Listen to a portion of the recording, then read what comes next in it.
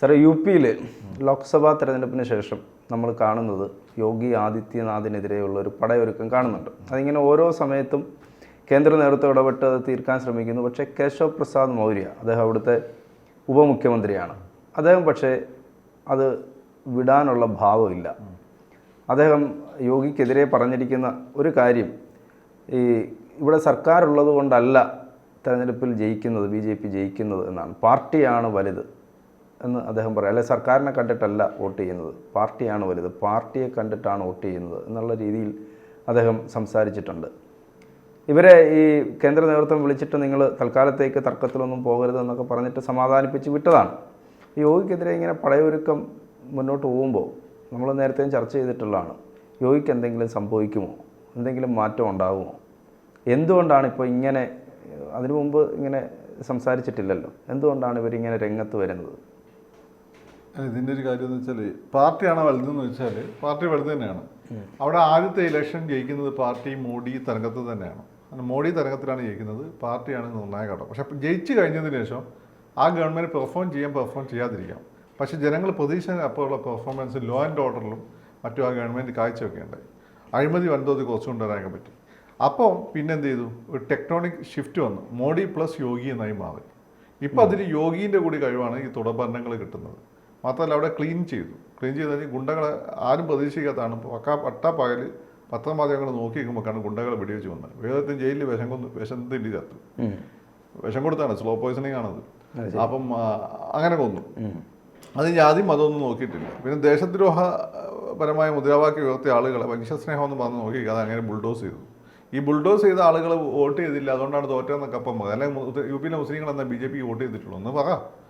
ഈ കേശവപ്രസാദ് അവരിപ്പം പറയുന്നത് ഈ ബുൾഡോസ് രാജ് പ്രശ്നമായിരുന്നാണ്. ബുൾഡോസ് രാജ് വേണ്ടെന്നുള്ള ഒന്നാമത്തെ കാര്യം. പക്ഷേ ബുൾഡോസ് രാജ് അവിടെ വായിച്ച മുസ്ലിങ്ങളാണ്. യു പിയിലെ മുസ്ലിങ്ങൾ എന്താണ് BJPക്ക് വോട്ട് ചെയ്തത് എന്ന് പറ. അല്ല, ഈ കഴിഞ്ഞ അസംബ്ലി തെരഞ്ഞെടുപ്പിൽ നല്ല ഭൂരിപക്ഷത്തിന് അവർക്ക് അല്ല, അതാ പറഞ്ഞത്. ഇപ്പം അപ്പോൾ അത് എനിക്ക് തോന്നുന്നു മുസ്ലിം ഭൂരിപക്ഷ പ്രദേശങ്ങളിൽ അതെങ്ങനെയാണെന്ന് വെച്ചാൽ അല്ല, BJP ഇപ്പോൾ അവർ വോട്ട് ചെയ്ത് തുടങ്ങിയിട്ടൊന്നുമില്ല. അതിൻ്റെ കാര്യം എന്ന് വെച്ചാൽ ഇപ്പോൾ അലിഗഡ് ഒക്കെ പോലെയുള്ള മുസ്ലിം ഭൂരിപക്ഷ പ്രദേശമുണ്ട്, രാംപൂരൊക്കെ പോലുള്ള. അവരെന്ത് ചെയ്യുമെന്ന് വെച്ചാൽ മുസ്ലിങ്ങളുടെ നിന്ന് ഈ ഒവൈസിനെ കൊണ്ടൊക്കെ BJP സ്ഥാനാർത്ഥിനെ നിർത്തിപ്പിക്കും. അപ്പോൾ മുസ്ലിം വോട്ടങ്ങ് സ്പ്ലിറ്റ് ആകുമ്പോൾ ഹിന്ദു വോട്ട് 40% ഉണ്ടാവും. അത് കംപ്ലീറ്റ്ലി BJPയിലേക്ക് കോൺസെൻട്രേറ്റ് ചെയ്യും. പിന്നെ കുറച്ച് ഷിയ പോക്കറ്റുകളുണ്ട്, ഷിയ മുസ്ലിം, അവർ പൊതുവെ BJPക്ക് വോട്ട് ചെയ്യും, സുന്നികളുള്ള ദേശമാണ്. ഇതാണ് സംഭവം. ഉത്തർപ്രദേശിലാണ് ഈ ഇന്ത്യയിൽ ഏറ്റവും കൂടുതൽ ഷിയാക്കളുള്ള സ്ഥലം. ഉത്തർപ്രദേശിലാവാം, നോർത്ത് ഇന്ത്യൻ ബെൽറ്റിലാണ് ഏറ്റവും കൂടുതൽ. പിന്നെ ഹൈദരാബാദ് കുറച്ച്, കേരളത്തിൽ 1000-ഓളം ഷിയാക്കളേ ഉള്ളൂ. കേരളത്തിൽ നമ്മളൊരു അറബ് പാരമ്പര്യമാണ്. അറേബ്യൻ പാരമ്പര്യത്തിൽ ഷിയാക്കൾ കുറവാണ്. ഇറാനിയൻ പാരമ്പര്യത്തിലാണ് ഷിയാക്കൾ കൂടുതലായിട്ട് വരുന്നത്. നമുക്കിവിടെ കുറവാണ്, അവിടെ ഉണ്ട്. അവിടെ ഇന്ത്യൻ പോപ്പുലേഷൻ, ടോട്ടൽ മുസ്ലിം പോപ്പുലേഷൻ 20% ഷിയ വരുന്നുള്ളൂ, 80% സുന്നികളാണ്. അപ്പോൾ ഈ സുന്നികളിൽ ഒന്നും ഇവർക്ക് BJPക്ക് ഇപ്പോൾ വോട്ട് ചെയ്ത് തുടങ്ങിയില്ല. ഭാവിയിൽ സുന്നികൾ ഒരു വിഭാഗം, പശ്ചിമ വിഭാഗം മുസ്ലിംസ് തോന്നിയിട്ടുള്ള അതിൽ 80% പാവങ്ങളുണ്ട്. അവർക്ക് ഒരു കാര്യവും കിട്ടിയില്ല. സ്വാതന്ത്ര്യം കിട്ടി ഇത്രയും കാലം കഴിഞ്ഞ് പല കോൺഗ്രസ് പ്രസിഡന്റുമാരുണ്ടായി, മുഖ്യമന്ത്രിമാരുണ്ടായി, പ്രധാനപ്പെട്ട വകുപ്പുകൾ കഴിഞ്ഞ മന്ത്രിമാരുണ്ടായി, അവർക്കൊന്നും കിട്ടിയില്ല. അവരിപ്പോഴും ദളിതരെക്കാട്ടും മോശമായ അവസ്ഥയിൽ കഴിയുകയാണ്. അവരുടെ ഇടയിൽ ഒരു സോഷ്യൽ മൊബിലിറ്റി ഉണ്ടാക്കാൻ വേണ്ടിയിട്ട് BJP ശ്രമിക്കുന്നുണ്ട്. അങ്ങനെ ഭാവിയിൽ അവരുടെ ഇടയിൽ നിന്ന് കുറച്ച് വോട്ട് BJPക്ക് കിട്ടാൻ മതി. ഇപ്പം മലപ്പുറം പോലെ തന്നെയാണ്. BJP തോൽക്കാൻ കാരണം മുസ്ലിം വോട്ട് എതിരായതാണ്. പക്ഷേ യോഗിയുടെ പിന്നെ ബുൾഡോസർ രാജാണ് ഇത് എതിരാക്കിയെന്ന് പറയുമ്പോൾ അതിലൊരു ലോജിക്കില്ല. കാരണം മുസ്ലിങ്ങൾ വോട്ട് ചെയ്തില്ലല്ലോ. ഇദ്ദേഹം പറയുന്ന മറ്റൊരു കാര്യം, സർക്കാരും ഉദ്യോഗസ്ഥരും പാർട്ടി പ്രവർത്തകരെ ഗൗനിക്കാതിരിക്കുന്നു. അതാണ് ഈ പാർട്ടി പ്രവർത്തകരെ ഗൗനിക്കാതെ. ഈ യു പിയിലൊന്നും അങ്ങനെ, ഉത്തരേന്ത്യയിലൊന്നും അങ്ങനെ ഒരു പാർട്ടി പ്രവർത്തകരൊന്നും ഇല്ല. ആദ്യം മനസ്സിലാക്കുക. ഇതൊക്കെ കൂട്ടം മാത്രമാണ്. പാർട്ടി പ്രവർത്തകർ RSS കേഡേഴ്സാണ്. ഈ RSS കേഡേഴ്സ് സപ്പോർട്ട് ചെയ്യുന്നത് യോഗിനെയാണ്. യോഗി എന്ന് വെച്ചാൽ പഴയ BJPൻ്റെ ഒരു RSSന്റെ ശക്തമായ ഹോൾഡുള്ള BJPയാണ് അദ്ദേഹം റെപ്രസെൻറ്റ് ചെയ്യുന്നത്. ഈ മൗര്യ എന്നൊക്കെ പറഞ്ഞാൽ ഈ അധികാരത്തിന് പിന്നാലെ പോകുന്ന ആളാണ്, ഭൗതിക ജീവിതത്തിന് കൂടുതൽ ഇമ്പോർട്ടൻസ് കൊടുക്കുന്ന. യോഗി അങ്ങനെയല്ല. യോഗി ഭൗതിക ജീവിതത്തെ കൊണ്ട് ആത്മീയ ജീവിതത്തിന് ഇമ്പോർട്ടൻസ് കൊടുക്കുകയും അങ്ങനെയുള്ള ആളുകളെ കൊണ്ട് നമുക്ക് നന്മയുണ്ടാവുള്ളൂ. ഭൗതിക ജീവിതത്തിൽ താല്പര്യം കൊണ്ട് അയാളുടെ ഈ മൗര്യയുടെ ഈ പറഞ്ഞ അധികാര താല്പര്യമാണല്ലോ സത്യത്തിൽ ഇപ്പോൾ ഈ പ്രശ്നങ്ങൾ മൊത്തം ഉണ്ടാക്കുന്നത്. പക്ഷേ മൗര്യയെ കേൾക്കാനും കേന്ദ്ര നേതൃത്വം തയ്യാറാകുന്നു. അല്ല, അതുണ്ടാവും. അത് വേറെ ചില പ്രശ്നങ്ങളുണ്ട്. അവിടെ ഞാൻ പറഞ്ഞത്, എപ്പോഴും ഒരു കാര്യം, ഒരു സംഘടന വളർന്നു വരുമ്പോൾ, ഒരു രാഷ്ട്രീയ ഐഡിയോളജി വളർന്നു വരുമ്പോൾ അതിൽ കുറച്ച് സ്വാർത്ഥ താല്പര്യങ്ങൾ കടന്നുകൂടും. ഇപ്പം BJPയിൽ നമ്മൾ കാണുന്നതാണ്. ഈ സ്വാർത്ഥ താല്പര്യങ്ങൾ കടന്നുകൂടുമ്പോൾ ഏറ്റവും മിടുക്കന്മാർ എന്ത് ചെയ്യും, കോപ്പ് ചെയ്യപ്പെടുകയോ അവർ വീഡ് ഔട്ട് ചെയ്യപ്പെടുകയും ചെയ്യും. അതാണ് ഇപ്പോൾ യോഗിക്ക് ഒരുപക്ഷെ സംഭവിക്കാൻ പോകുന്നത്. ഇവരെല്ലാവരും കൂടി ഒരുമിച്ച് നിന്ന് RSSനെ കേട്ടിട്ടില്ലെങ്കിൽ യോഗിനെ എടുത്ത് കളയും. അതോടുകൂടി ഇന്ത്യക്ക് ഗുണം ചെയ്യുന്ന ഒരു നല്ല പൊളിറ്റീഷ്യൻ നമുക്ക് നഷ്ടപ്പെടും.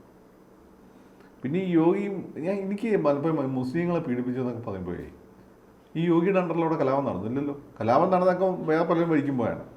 രണ്ടാമത്തെ കാര്യം, എന്നാണ് മുസ്ലിങ്ങൾക്ക് അവിടെ നല്ല കാലം ഉണ്ടായത്? അവിടെ എലീറ്റ് മുസ്ലിങ്ങൾ ഇപ്പോഴും ഹാപ്പിയാണ്, അന്നും ഹാപ്പിയാണ്. കള്ളക്കടത്തിൽ ഇപ്പോൾ ഹാപ്പിയല്ല, അന്ന് ഹാപ്പി ആയിരുന്നു. കള്ളക്കടത്താണ് യഥാർത്ഥ മുസ്ലിം. പിന്നെ ഈ മോഡി അല്ല, സത്യത്തിൽ അവിടെയൊക്കെ മുസ്ലിങ്ങൾക്ക് സങ്കടം വരും.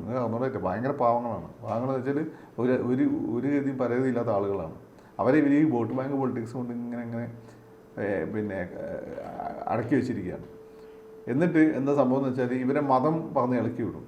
പിന്നെ അതിൽ കൂട്ടത്തിൽ വരുന്നവരുടെ ഗുണ്ടകൾ ഉയർന്നു വരും. ആ ഗുണ്ടകളെ മുലായം സിംഗും ഇവരൊക്കെ അങ്ങ് അബ്സോർവ് ചെയ്ത് നേതാക്കന്മാരാക്കി മാറ്റും. അവരെ പരിപാടി എന്ന് വെച്ചാൽ എല്ലാ വിവാദപ്പെട്ട ആളുകളും ചൂഷണം ചെയ്യുക എന്നുള്ളത്. പിന്നെ അത്യാവശ്യത്തിന് ഒരു കലാപം ഉണ്ടാക്കാൻ വേണ്ടിയിട്ട് ഇവരെ ഉപയോഗിക്കും. അപ്പം അല്ല, മുസ്ലിങ്ങൾക്ക് അതിന് മുമ്പ് അവിടെ നല്ല അവസ്ഥ ആയിരുന്നു എനിക്ക് പറയുന്നത് മനസ്സിലാവും. അതല്ലല്ലോ.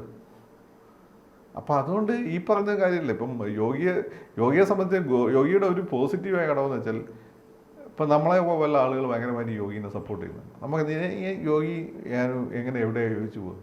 എവിടെയും യോജിച്ചു പോകാൻ ഒരു സാധ്യതയില്ലാത്ത ആളാണ്. പക്ഷേ യോഗിയുടെ ഉള്ളിൽ രാജ്യത്തിന് ഗുണം ചെയ്യുന്നൊരു പൊളിറ്റീഷ്യനുണ്ട്. യോഗിയുടെ കഴിഞ്ഞ 10 വർഷത്തിന് മുസ്ലിംസ് മാത്രമായിട്ട് ടാർഗറ്റ് ചെയ്യപ്പെടും. അതാണല്ലോ ഒരു വലിയ പ്രശ്നം. അപ്പോൾ എന്നെപ്പോലുള്ള ആളുകളെ പേടിക്കാത്ത ഞാൻ മുസ്ലിം അല്ലേ, അപ്പം മുസ്ലിംസ് കൂടുതലായി പീഡിപ്പിക്കപ്പെടുന്നു എന്നാണ് പറയപ്പെടുന്നത്. ഞാൻ കണ്ടിട്ടില്ല. ഇപ്പം രാജ്യദ്രോഹപരമായ മുദ്രാവാക്യമൊക്കെ വിളിച്ച ആളുകൾ വീടൊക്കെ ബുൾഡോസ് ചെയ്തിട്ടുണ്ടാവും. അതൊക്കെ ബുൾഡോസ് ചെയ്തിട്ടുണ്ടാവും. അങ്ങനെ ഒരു രാജ്യത്ത് നിന്ന് രാജ്യദ്രോഹ പ്രവർത്തനം നടത്താൻ പാടുണ്ടോ? അല്ലെ രാജ്യദ്രോഹം എന്ന് തോന്നിക്കുന്ന മുദ്രാവാക്യം വിളിക്കാൻ പാടുണ്ടോ? അത് പാടില്ലല്ലോ. അതല്ലാതെ എന്താ കലാപം ഉണ്ടായിട്ടുണ്ടോ? യു.പി നിരന്തരം കലാപം ഉണ്ടായിക്കൊണ്ടിരുന്ന സ്ഥലമാണ്. ഈ പിന്നെ ഭീവണ്ടി കലാപം പോലെ അല്ലെ ഹാഷിംപുര കൂട്ടക്കൊല പോലെ എന്തെങ്കിലും ഇയാളുടെ അണ്ടറിലുണ്ടായോ? ഉണ്ടായെങ്കിൽ ശരിയാണ്. അതുണ്ടായിട്ടില്ല. അപ്പോൾ ഇയാളൊരു നല്ല പൊളിറ്റീഷ്യനാണ്. അപ്പോൾ അങ്ങനെ ഒരു പൊളിറ്റീഷ്യനെ ഈ പറയുന്ന ഇവരുടെ ഗ്രൂപ്പ് പ്രവർത്തനം മൂലം അധികാര രാഷ്ട്രീയം മൂലം നഷ്ടപ്പെടുമ്പോൾ രാജ്യത്തിനാണ് നഷ്ടം. പിന്നെ നമ്മൾ ഒരുപാട് ടൈം എടുക്കുക റിക്കവർ ചെയ്യാൻ. ഇപ്പോൾ ഇന്ദിരാഗാന്ധിയുടെ ഭരണം, രാജീവ് ഗാന്ധിയുടെ ഭരണമൊക്കെ നമ്മുടെ രാജ്യത്ത് ഒരുപാട് പിന്നോട്ട് വലിച്ചിട്ടുണ്ട്. ഗ്രാജുവലായിട്ടുണ്ടാകുന്ന മാറ്റങ്ങൾ പലപ്പോഴും ആർട്ടിഫിഷ്യലായിട്ട് ഉണ്ടാവുകയും അതിൻ്റെ ഇടയ്ക്ക് ഒരുപാട് ഈ പ്രാദേശിക പാർട്ടികൾക്ക് വരെ ഇഷ്ടംപോലെ കള്ളപ്പണം നമ്മുടെ മാർക്കറ്റിൽ വരികയൊക്കെ ചെയ്തിട്ടുണ്ട്. അതുപോലെ സംഭവിക്കും. അത് യോഗിക്കെതിരെ ആസൂത്രിതമായ ഒരു നീക്കമുണ്ട്. കാരണം യോഗി എന്ന് പറഞ്ഞാൽ മോദിക്ക് ശേഷം യോഗി എന്നുള്ളൊരു അല്ല, ഇതാണ് അതിൻ്റെ പ്രശ്നം. ഇത് കാര്യം എന്ന് വെച്ചാൽ ഇപ്പം ഞാൻ മാത്രമല്ല, ശേഖർ ഗുപ്തനെ പോലുള്ള ആളുകളൊക്കെ തന്നെ അടുത്തൊരു പ്രധാനമന്ത്രിയെ കാണുന്ന ഇദ്ദേഹത്തെയാണ്. അമിത്ഷാ അതിൻ്റെ ഇടയ്ക്ക് ചിലപ്പം വരാമെന്നുള്ളതായിരുന്നു. പക്ഷേ അമിത്ഷാനോടൊന്ന് RSSന് എന്തോ ഒരു പ്രശ്നമുണ്ട്. അതുകൊണ്ട് അതായത് സാധ്യത ഇപ്പോൾ ഡിമ്മായി നിൽക്കുക. അല്ല, RSSനെ ശ്രദ്ധിക്കാതെ ചെയ്യണം. അതെനിക്ക് BJP ചെയ്യുമെന്ന് തോന്നുന്നില്ല. അങ്ങനെയാണെങ്കിൽ പിന്നെ RSS BJP അങ്ങ് വിട്ടേക്കും. RSS BJPനെ വിട്ടുപോയി കഴിഞ്ഞാൽ BJP വേറെ രാഷ്ട്രീയ പാർട്ടികളെ പോലെ വേറൊരു പാർട്ടി മാത്രമാണ്. അപ്പോൾ അമിത്ഷാ പ്രധാനമന്ത്രി ആകത്തില്ല, യോഗി ആകുമെന്നാണ് പറയുന്നത്. പറയാൻ പറ്റില്ല. ഞാൻ ആദ്യം വിചാരിച്ചിരുന്നത് അമിത്ഷാ ഒരു 2.5 വർഷമെങ്കിലും ആവും ഒന്നായിട്ട് മോഡി കുറച്ച് ഒഴിഞ്ഞു കൊടുക്കുമെന്നാണ് ഞാൻ വിചാരിച്ചിരുന്നത്. അത് പക്ഷേ അന്നപ്പാണ് 230 സീറ്റിലേക്ക് ഒതുങ്ങിപ്പോയത്. അതൊരു മെസ്സേജായിരുന്നു. ഇനി എന്താണെന്ന് നമുക്കറിയില്ല. അതാണ് അതിൻ്റെ. അപ്പം മുമ്പ് ഫക്രുദ്ദീൻ ഇങ്ങനെ പറഞ്ഞില്ല. ശരിയാണ്, ഇലക്ഷന് മുമ്പാണ് പറഞ്ഞത്. അന്ന് ഞാൻ സാഹചര്യങ്ങൾ മാറും. 350 സീറ്റ് ഞാൻ പ്രതീക്ഷിച്ചിരുന്നു. NDAക്ക് അതുണ്ടായില്ല. BJPക്ക് 300+ പ്രതീക്ഷിച്ചിരുന്നു. അതുണ്ടായിട്ടില്ല. അപ്പം ഇപ്പം ഇനി എന്താ, ഇപ്പോൾ എനിക്ക് തോന്നിയത് അവസാനം ഒരു കലങ്ങി മകയിലേക്ക് പോയി. ഈ കലങ്ങി മകയിൽ ആരെ അതിജീവിക്കും? അപ്പം എൻ്റെ ഒരു തോന്നൽ RSS പക്ഷെ അതിജീവിക്കുന്നതാണ്. കാരണം അതിൻ്റെ സംഘടനാ സംവിധാനം അതിശക്തമാണ്. അതിനോട് കൂറ് ഭയങ്കരമാണ്. അമിത്ഷാനോടൊന്നും അങ്ങനെ ആളുകൾ കൂറില്ല, മോഡിയിനോടും കൂറില്ല. കൂറ് RSSനോടാണ്. അത് രണ്ടും ഹൈപ്പാണ്. ഈ കൂറിനാണ് ഇമ്പോർട്ടൻസ് വരാൻ പോകുന്നത്. ഈ പൊസിഷനിലുള്ള ആളുകൾ കൂറിനോടാണ് താല്പര്യം വരുന്നത്. അപ്പോൾ മോദിക്ക് ശേഷം പിന്നെ സ്വാഭാവികമായി വരുന്ന ആള് യോഗിയായി ചിലപ്പോൾ ഒരു കോംപ്രമൈസ് എന്ന രീതിയിൽ ചിലപ്പോൾ അമിത്ഷാനെ കൊണ്ടുവരാം. പക്ഷേ യോഗി അല്ലെങ്കിൽ യോഗീനെ അവർ വെട്ടിമാറ്റും. യോഗീനെ വെട്ടിമാറ്റി കഴിഞ്ഞാൽ ഇന്ത്യൻ രാഷ്ട്രീയത്തെ വലിയ നഷ്ടമായി മാറും. കാരണം നമുക്ക് വളരെ ശക്തനായൊരു ഭരണാധികാരി വേണം, എങ്കിലും രാജ്യം മുന്നോട്ട് പോകും. അതിപ്പം നിങ്ങൾ ഞാനെന്തിനാ ഇപ്പം BJPയിൽ നമ്മളൊരാളെ കാണുന്നുള്ളൂ. ഇനി വേറെ രാഹുൽ ഗാന്ധി ആളെ പ്രൂവ് ചെയ്ത് തന്നാൽ എനിക്ക് അങ്ങനെ ഇപ്പോൾ എനിക്കത് ഇഷ്ടമൊക്കെ തന്നെ, അത് അംഗീകരിക്കാൻ മതി. പക്ഷേ രാജ്യത്തിൻ്റെ ഒരു കാര്യം വരുമ്പോൾ കോംപ്രമൈസ് ചെയ്യരുത്. അത്രേ ഉള്ളൂ അതിൻ്റെ കാര്യം. അത് സ്റ്റേണായിരിക്കണം. അവരെന്ത് വിചാരിക്കും, ഇവരെന്ത് വിചാരിക്കും, കോംപ്രമൈസ് ചെയ്യരുത്. നമ്മളെ നാഷണൽ ഇൻട്രസ്റ്റ് ആയിരിക്കണം പ്രധാനം.